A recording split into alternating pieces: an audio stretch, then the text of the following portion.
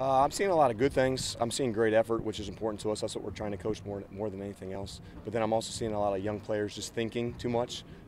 So we're still putting in base plays, base concepts. But again, to us, effort, attitude is more important right now than any schemes. Obviously, the quarterback always adds intrigue. What are you seeing from them so far? A lot of the same. You know, we're trying to get just about everybody as many reps as we can. I'm seeing good kids that are working hard that just need tons and tons of reps that are just behind. And so we're trying to facilitate that as best we can.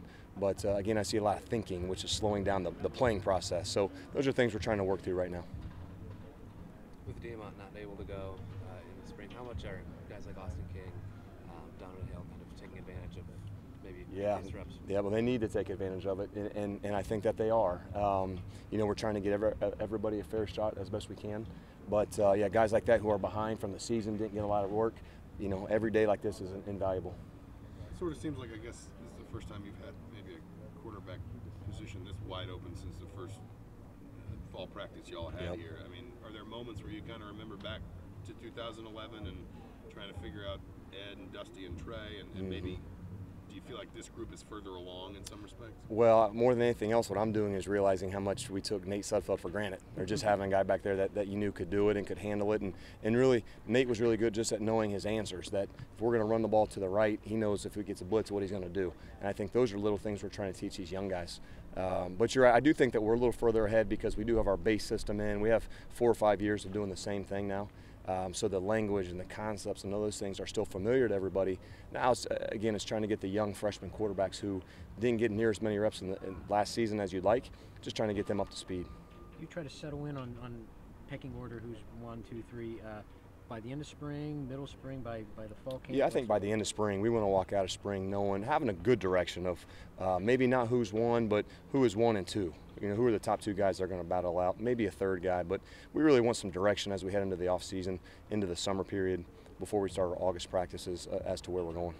Back around the Pinstripe Bowl, Mitchell Page was still going back and forth about coming back for the 5th year. How nice is it to have him around these guys? Awesome. Man, the kid just puts a smile on my face every day. He just has so much fun out here playing, just like a little kid playing a game.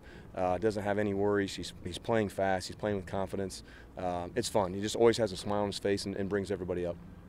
At the running back position, Camion's there, Devontae's back there. How is that position kind of shaping out? It seems crowded. It is crowded, that's right. And so a lot like quarterbacks, we're going to have a good competition. And really we're looking at it, we're going to find out, okay, who's the tailback, who's the second tailback, and then maybe the 3rd one maybe comes to receiver. Maybe goes to DB. Like, we have some great players that we have to find a way to get on the field, but we're going to find out who the running back is first, and then from there we'll divide up the other positions. What's, I guess every time we've asked about Camion, the big thing with him at running back has just been getting some of the instincts there, that his football instincts are good.